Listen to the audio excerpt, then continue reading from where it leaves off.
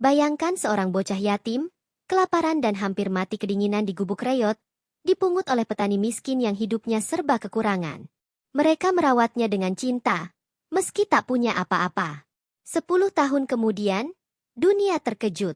Anak itu kembali ke desa dengan mobil mewah, membawa kejutan yang membuat semua orang terpana.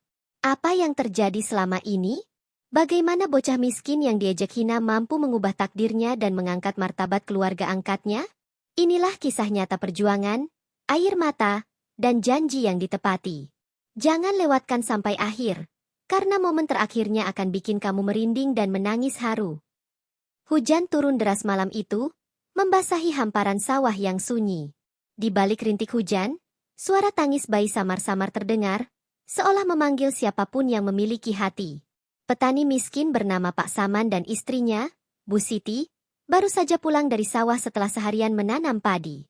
Mereka berjalan dengan langkah letih, hanya berbekal lampu minyak yang nyalanya goyah tertiup angin. Saat melewati pematang, Pak Saman menghentikan langkahnya karena mendengar suara yang tak biasa. Tangisan itu begitu lirih, tapi menusuk hati siapapun yang mendengarnya. Dengan rasa penasaran bercampur cemas, mereka menyusuri arah suara hingga menemukan sebuah bungkusan kain lusuh di bawah pohon kelapa. Bungkusan itu bergerak, dan ketika Bu Siti membukanya, tampak seorang bayi mungil dengan tubuh basah kuyup, kulitnya pucat kedinginan. Bu Siti tertegun, matanya langsung berkaca-kaca. Ya Allah, siapa yang tega meninggalkan bayi sekecil ini? Bisiknya lirih. Pak Saman pun diam. Dadanya bergemuruh antara iba dan ketakutan. Mereka tahu mengambil bayi ini berarti menambah beban di tengah hidup mereka yang sudah serba kekurangan. Pak Saman menghela napas panjang. Ia memandang istrinya yang kini menggendong bayi itu dengan penuh kasih sayang. Ada pertarungan hebat dalam batinnya. Logika yang berkata mereka tidak mampu, dan nurani yang berteriak untuk menolong. Bu Siti menatap mata suaminya, seakan berkata tanpa suara, kita tak bisa membiarkannya mati kedinginan. Dalam sekejap, keputusan besar itu diambil. Mereka membawa bayi itu pulang, menembus hujan yang semakin lebat. Dalam hati, Pak Saman berdoa agar Allah memberikan jalan keluar. Sesampainya di rumah yang hanya berupa gubuk reot berdinding bambu, Bu Siti segera menghangatkan bayi itu dengan kain bekas yang mereka punya. Api di tungku kecil dinyalakan untuk memberi sedikit kehangatan. Bayi itu perlahan berhenti menangis. Matanya menatap Bu Siti seolah merasakan ketulusan kasih sayang yang baru saja ia temukan. Mereka memberinya nama Arga, berharap kelak anak ini menjadi orang yang berguna. Meski perut mereka sendiri sering lapar, malam itu mereka rela menahan makan agar bisa membeli susu untuk Arga esok hari. Keesokan harinya, kabar cepat menyebar ke seluruh kampung. Warga berbondong-bondong datang, sebagian dengan rasa ingin tahu, sebagian dengan nada sinis. Kalian sudah miskin. Masih saja mau menambah beban hidup? Cibir salah seorang tetangga.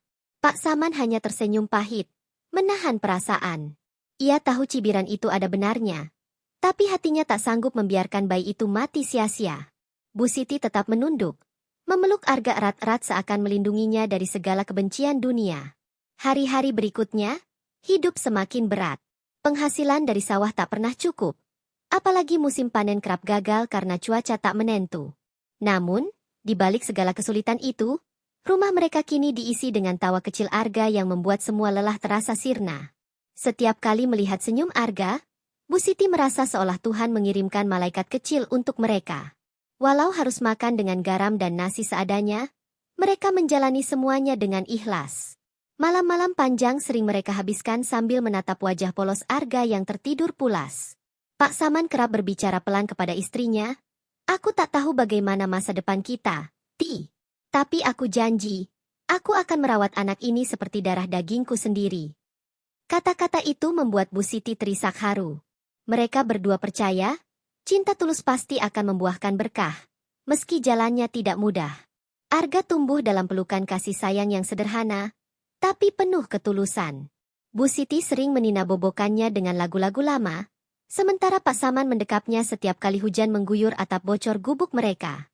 Dalam setiap doa, nama Arga selalu disebut, disertai harapan agar kelak ia menjadi anak yang mampu mengubah nasib keluarga.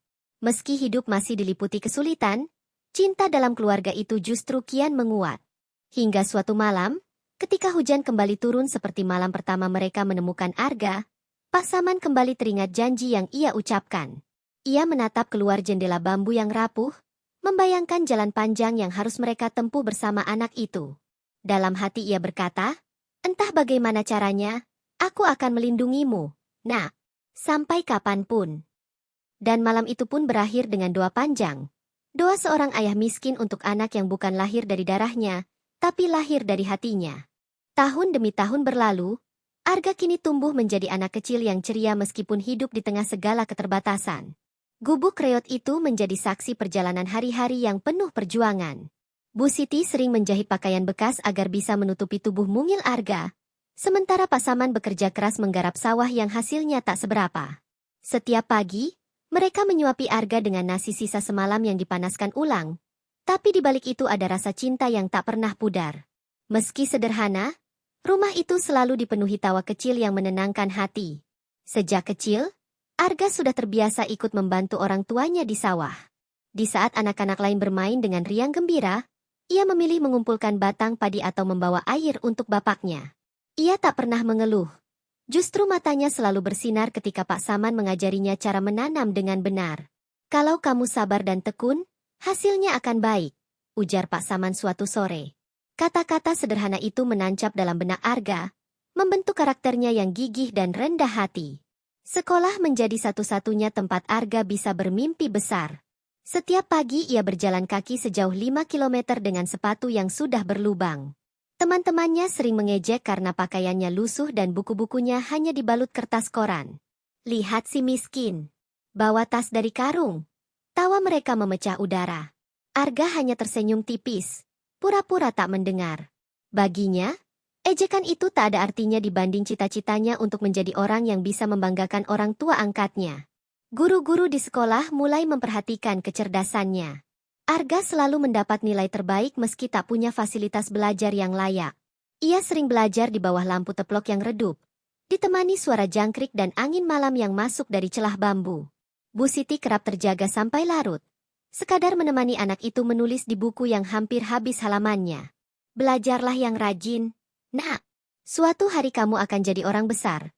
Bisik Bu Siti sambil mengusap rambut Arga yang basah oleh keringat. Namun di balik semangat itu, beban hidup semakin berat. Pak Saman gagal panen 2 kali berturut-turut karena banjir merendam sawahnya. Beras di lumbung semakin menipis, sementara hutang di warung tetangga menumpuk. Pernah suatu malam, mereka bertiga hanya makan nasi dengan garam. Arga melihat mata ibunya berkaca-kaca, tapi ia pura-pura tidak tahu.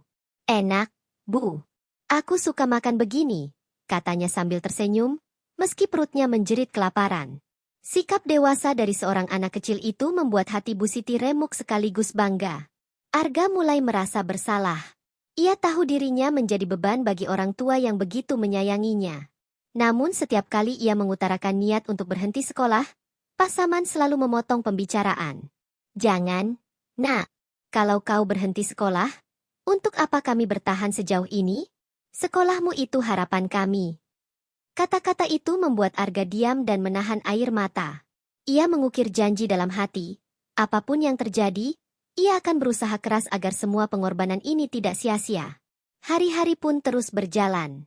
Arga semakin rajin membantu di sawah sepulang sekolah. Meski tubuhnya lelah, ia tak pernah mengeluh.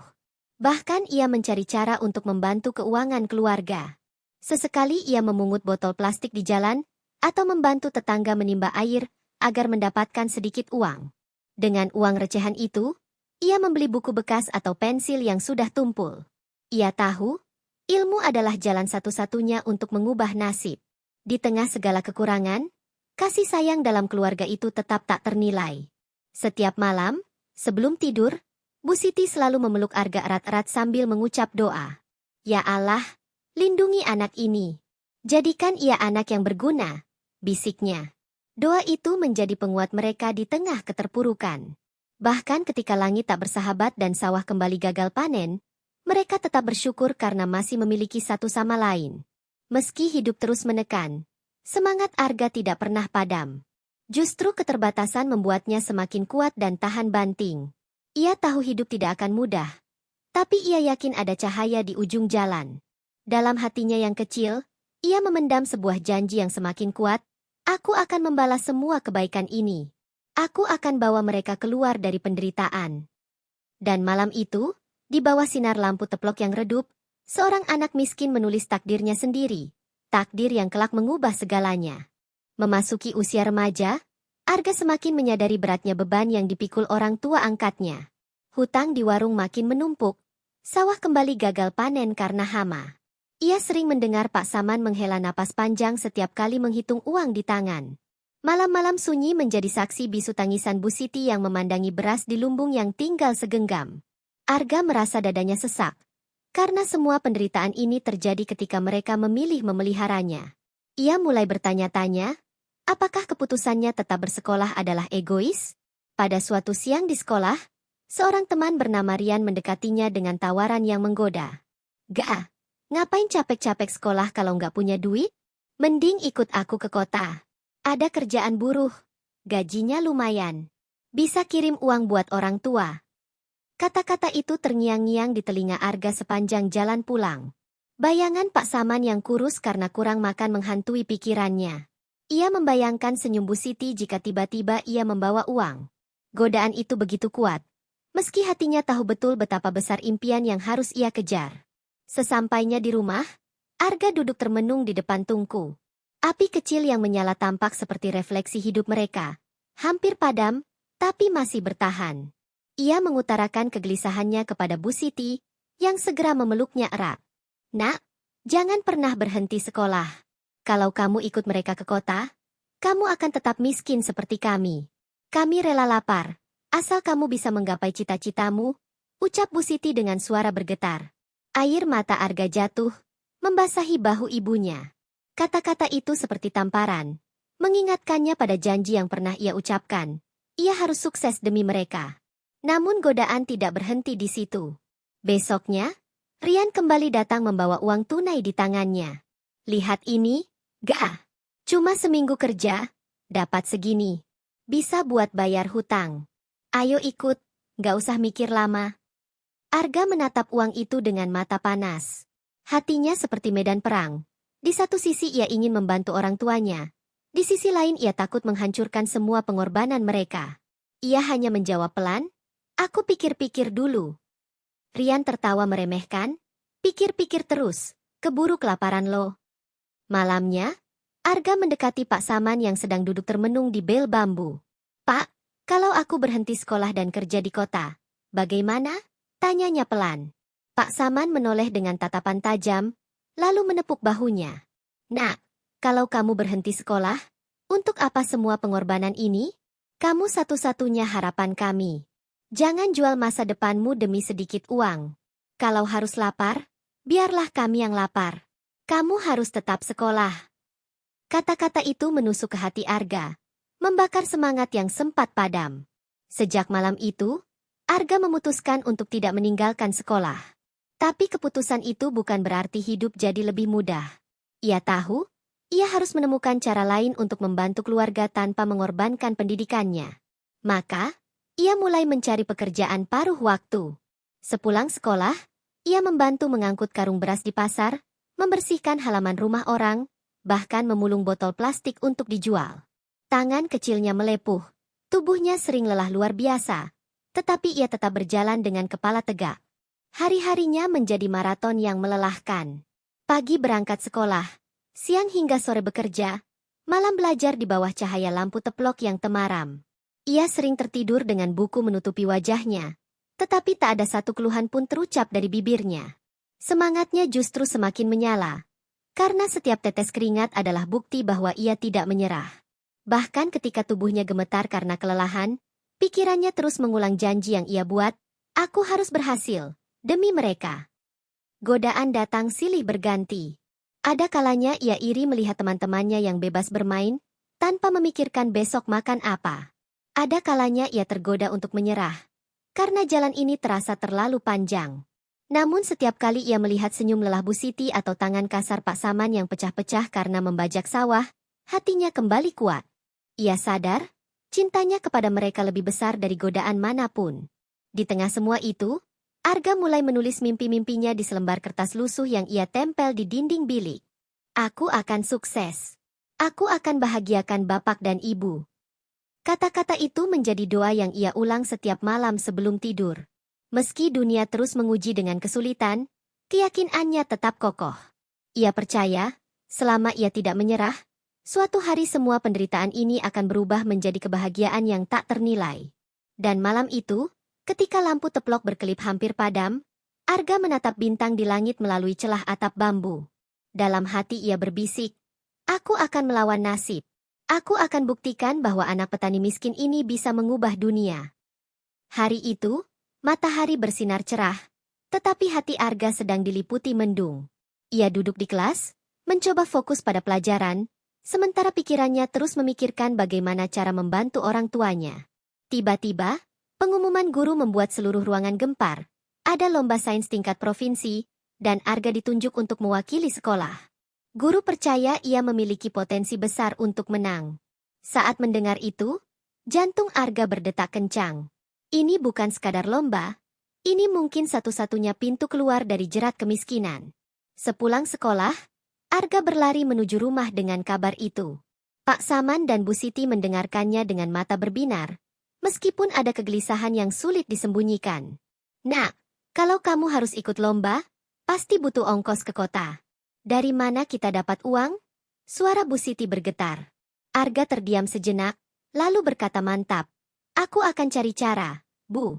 Aku nggak akan sia-siakan kesempatan ini." Kata-kata itu membuat Pak Saman menepuk bahunya, menyalakan semangat yang hampir padam dalam diri mereka. Persiapan lomba bukan hal mudah. Arga harus membuat alat percobaan dari bahan-bahan yang sebagian besar ia temukan di sekitar sawah. Botol bekas, potongan pipa, kawat karatan. Semuanya ia susun dengan teliti hingga menjadi karya sederhana, tapi syarat ide. Guru-guru kagum dengan kreativitasnya. Meski peralatan seadanya, Arga tak gentar. Yang penting idenya bermanfaat. Bisiknya setiap kali ia kelelahan di malam hari. Hari keberangkatan semakin dekat, tapi ongkos perjalanan masih jadi masalah besar. Tabungan mereka nol. Pak Saman sampai menjual cangkul terbaiknya. Namun itu belum cukup. Akhirnya, dengan berat hati, mereka memutuskan menjual satu-satunya kambing yang mereka pelihara selama bertahun-tahun. Bu Siti menangis diam-diam saat kambing itu dibawa pembeli, seakan sebagian harapannya ikut pergi. Arga melihat itu, dan dadanya perih. Tapi ia berjanji dalam hati, pengorbanan ini tidak akan sia-sia. Hari lomba tiba. Arga mengenakan seragam sekolah yang telah dijahit berkali-kali oleh ibunya, tampak bersih meski penuh tambalan. Ia naik bus tua menuju kota, menggenggam erat kotak berisi karyanya. Setiap guncangan bus seakan menggetarkan hatinya dengan rasa takut dan harap yang bertabrakan. Sesampainya di arena lomba, matanya terbelalak melihat lawan-lawannya yang datang dengan alat canggih dan dukungan guru serta orang tua. Sekilas ia merasa kecil, tetapi segera mengingat wajah lelah Pak Saman dan Bu Siti. "Aku tidak boleh kalah," tekadnya bulat. Presentasi pun dimulai. Dengan suara lantang, Arga menjelaskan idenya tentang teknologi sederhana yang bisa membantu petani kecil meningkatkan hasil panen. Para juri terdiam, lalu mengajukan pertanyaan sulit. Arga menjawab satu persatu dengan penuh keyakinan, mengutip pengalaman nyata dari kehidupannya di sawah. Setiap kata yang keluar bukan hanya jawaban, tapi jeritan hati seorang anak yang ingin mengubah nasib. Saat ia selesai, tepuk tangan menggema. Itu pertama kalinya Arga merasakan sorotan mata yang bukan karena hinaan, melainkan kekaguman. Beberapa jam kemudian, pengumuman pemenang dibacakan. Arga menunduk, menggenggam kertas doa yang Bu Siti titipkan di saku bajunya. Juara pertama, Arga dari SMA Desa Mekar. Suara panitia bergema, membuat seisi ruangan riuh. Arga terpaku, matanya berkaca-kaca. Ia naik ke panggung dengan langkah gemetar, menerima piala yang terasa lebih berat dari emas. Di hatinya ia berteriak, "Ini untuk kalian, Pak, Bu." Kabar kemenangan Arga menyebar seperti api. Orang-orang yang dulu mengejek kini mulai menoleh. Namun lebih dari itu, kemenangan ini membuka pintu besar. Ia mendapatkan beasiswa penuh untuk kuliah di universitas ternama di kota. Guru-gurunya bersorak gembira, sementara Arga menahan air mata. Ia tahu, ini bukan akhir perjalanan. Ini awal dari perjuangan yang lebih berat. Saat malam tiba, Arga duduk di teras gubuk bersama Pak Saman dan Bu Siti. Mereka bertiga memandang Bintang dengan mata berkaca-kaca. Pak, Bu, aku janji ini baru permulaan. Aku akan belajar lebih keras lagi. Suatu hari nanti, kalian gak akan hidup seperti ini lagi, ucap Arga dengan suara bergetar. Pak Saman mengangguk, menahan tangis yang hampir pecah. Mereka tahu jalan di depan tak akan mudah. Tapi malam itu mereka membiarkan diri larut dalam kebahagiaan kecil yang terasa seperti mimpi. Dan esok harinya, dengan doa di bibir dan tekad di dada, Arga berangkat meninggalkan kampung kecilnya. Ia membawa harapan dua orang tua yang memungutnya di malam hujan, serta janji yang akan mengubah hidup mereka selamanya. Waktu berlalu seperti angin, tak terasa 10 tahun sudah sejak Arga meninggalkan kampung halamannya.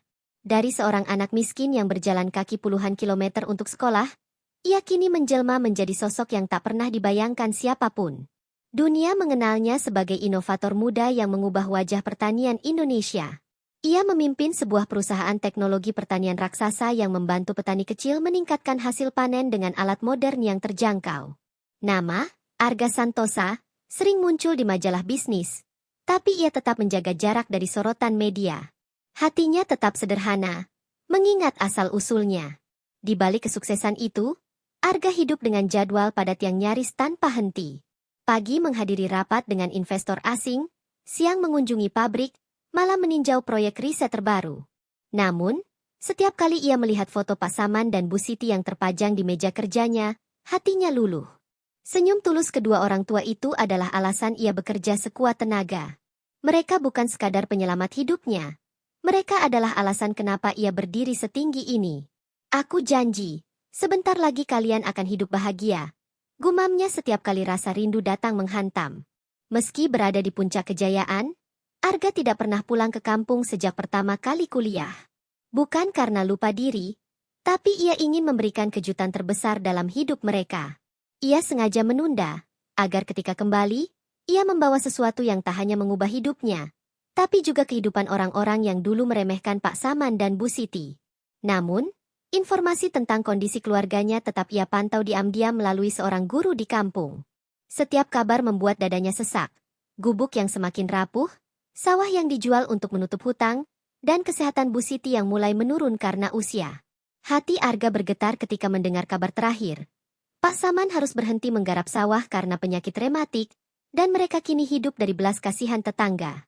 Lebih pedih lagi, ada cerita tentang warga yang dulu menghina, kini memperlakukan mereka dengan kasar. Anak yang kalian bela itu mana sekarang? Lihat, kalian tua dan miskin, begitu kata mereka. Mendengar itu, Arga mengepalkan tangan. Cukup. Waktunya aku pulang, ucapnya tegas. Beberapa minggu kemudian, Arga menyiapkan rencana besar. Ia tak ingin sekadar pulang, ia ingin membawa revolusi untuk desa itu. Ia menghubungi tim perusahaannya untuk menyiapkan proyek pembangunan pabrik pengolahan hasil tani di kampung halaman. Tak hanya itu, ia membawa bantuan berupa traktor modern, pupuk gratis, dan program pelatihan bagi petani. Semua biaya ia tanggung, tanpa menyebutkan siapa pemilik dana. Ia ingin momen itu menjadi kejutan yang tak terlupakan. Hari keberangkatan tiba.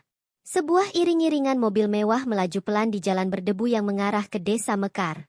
Anak-anak kecil berlarian, warga desa menatap heran, bertanya-tanya siapa orang penting yang datang. Di tengah kerumunan, sebuah mobil hitam berhenti tepat di depan gubuk reyot yang hampir roboh. Dari dalam mobil, turun seorang pria muda dengan jas rapi, wajah tampan yang terlihat asing bagi mereka. Namun ketika ia menunduk mencium tanah di depan rumah itu, seketika semua orang terdiam. Pak Saman yang sedang duduk di kursi bambu menatap bingung, begitu pula Bu Siti yang berjalan tertatih keluar. Siapa kamu, nak? Suara Bu Siti bergetar, matanya menyipit menatap sosok gagah itu. Pria itu tersenyum, lalu bersimpuh, mencium tangan mereka sambil berkata dengan suara bergetar. Ini aku, Bu, Arga. Anak yang kalian pungut 10 tahun lalu. Sejurus kemudian, air mata pecah.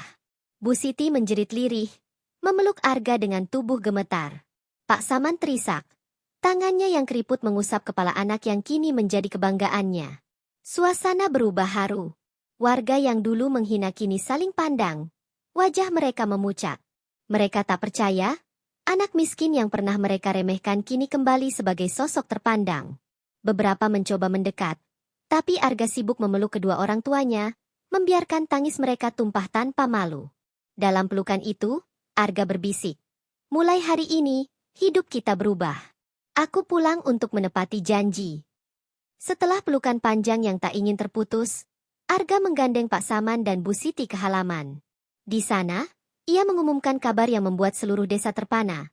Ia akan membangun pabrik pengolahan hasil tani, memberikan lapangan kerja bagi ratusan orang, dan menghapus hutang warga miskin. Semua biaya ia tanggung. "Kita akan ubah desa ini bersama-sama," katanya lantang, membuat sorak-sorai menggema, meskipun beberapa wajah menunduk malu karena rasa bersalah. Hari itu menjadi titik balik bagi desa Mekar. Dari seorang anak yatim yang dulu hampir mati kedinginan di tepi sawah, Arga kini berdiri sebagai penolong bagi banyak orang. Namun bagi Arga sendiri, ini bukan tentang kemewahan atau balas dendam. Ini tentang janji seorang anak kepada orang tua yang mencintainya tanpa syarat. Janji yang kini ia wujudkan dengan kebahagiaan yang tak ternilai. Dan ketika malam tiba, setelah semua keramaian mereda, Arga duduk di samping gubuk lama yang dulu menjadi saksi perjuangan. Ia memandang bintang yang sama seperti dulu, hanya kali ini dengan hati penuh syukur. "Pak, Bu, aku sudah pulang. Aku sudah tepati janji," bisiknya lirih. Hari itu, udara di desa Mekar terasa berbeda. Matahari bersinar lebih hangat, seolah ikut menyambut kabar besar yang mengguncang kampung kecil ini. Warga masih berkumpul di depan rumah Pak Saman, mencoba mencerna kenyataan bahwa anak miskin yang dulu mereka hina kini kembali sebagai sosok yang luar biasa. Di antara kerumunan, Arga berdiri dengan senyum penuh ketenangan, menggenggam tangan kedua orang tuanya yang gemetar karena haru. "Pak, Bu, hari ini bukan hanya tentang aku pulang. Aku datang membawa sesuatu untuk kalian," ucap Arga lembut. Suaranya membuat semua yang mendengar merinding. Pak Saman menatap anaknya dengan mata yang mulai basah. Sementara Bu Siti terus mengusap air mata yang tak berhenti mengalir. "Nak, kepulanganmu saja sudah cukup buat kami," kata Bu Siti lirih. Tapi Arga menggeleng, lalu menunduk, mencium tangan mereka dengan penuh takzim. "Tidak, Bu. Semua yang aku capai ini, semua keberhasilan ini, karena doa kalian. Hari ini aku akan bayar janji itu." Suaranya bergetar, membuat seisi halaman terdiam. Detik berikutnya, suara deru mesin truk besar memecah keheningan.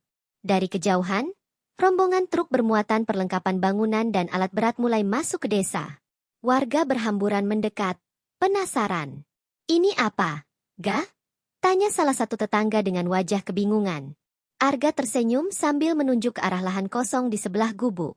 "Hari ini, aku akan bangun rumah baru untuk Pak dan Bu. Rumah yang layak, bukan gubuk reot yang bocor setiap kali hujan.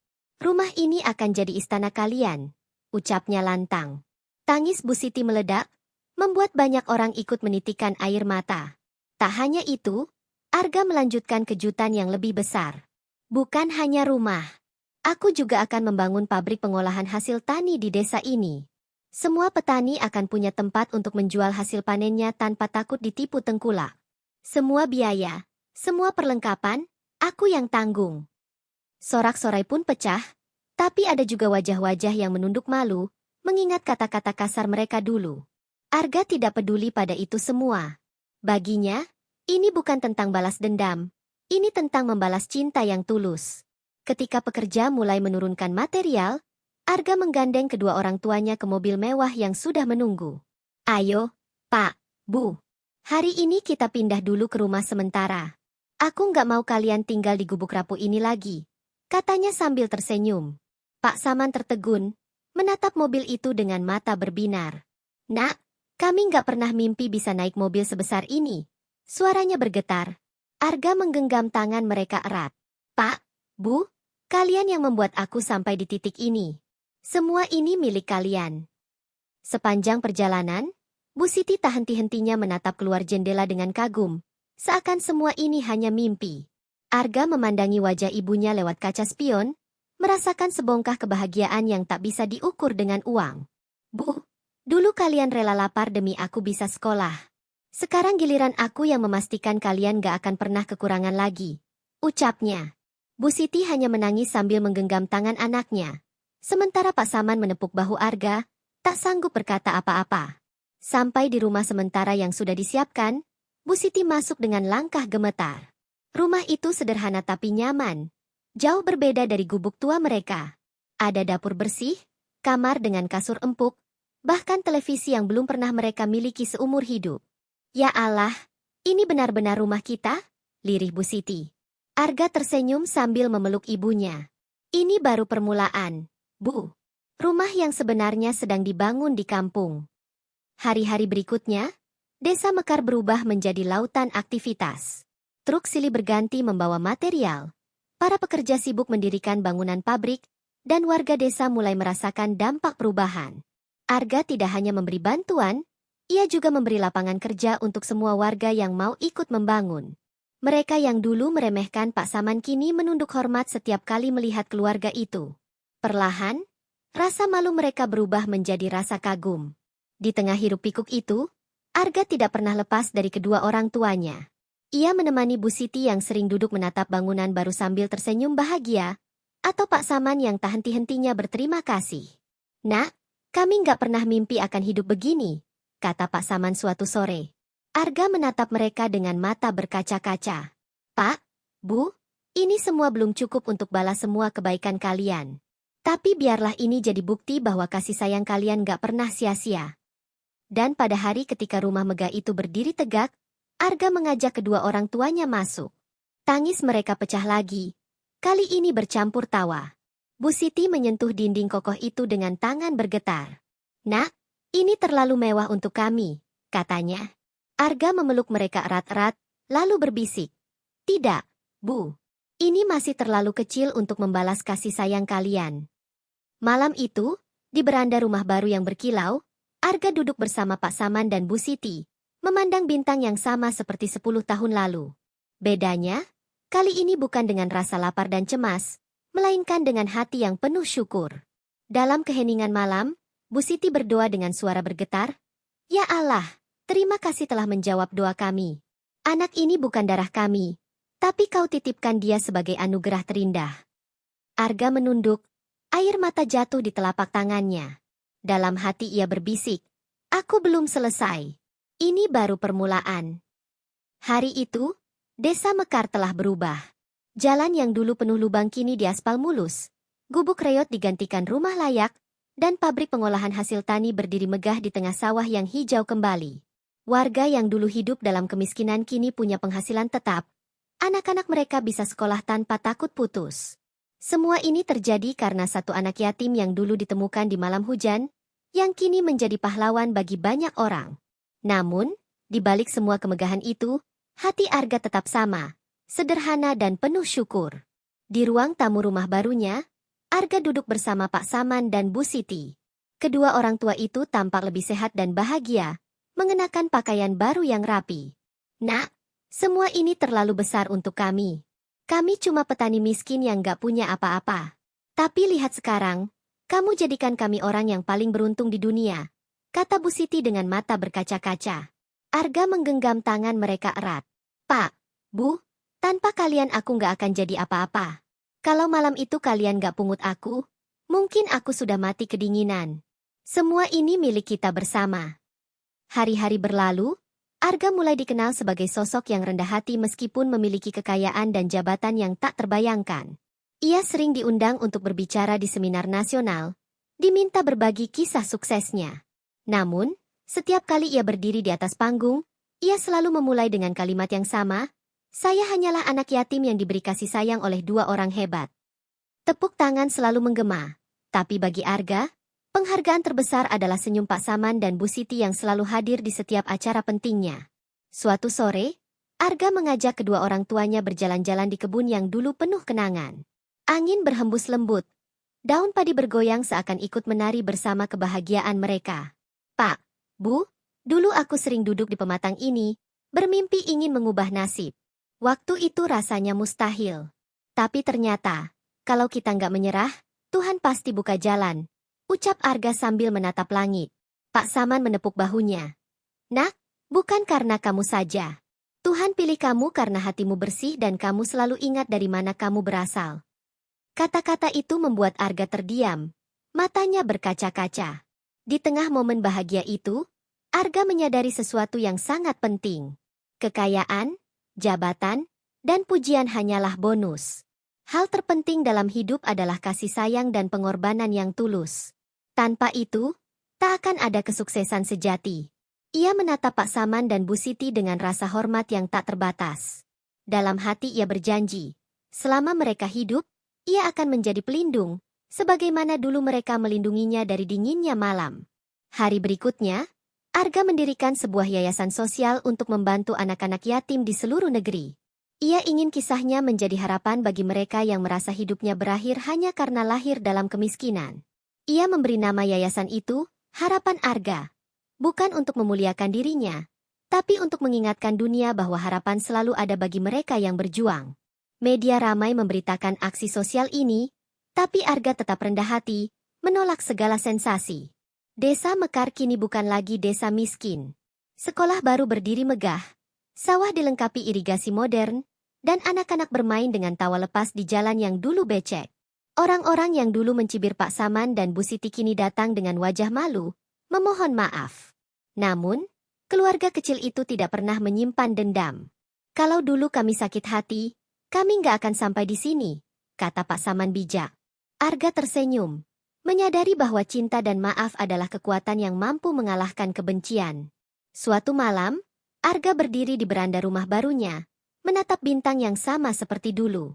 Hatinya terhanyut ke masa lalu.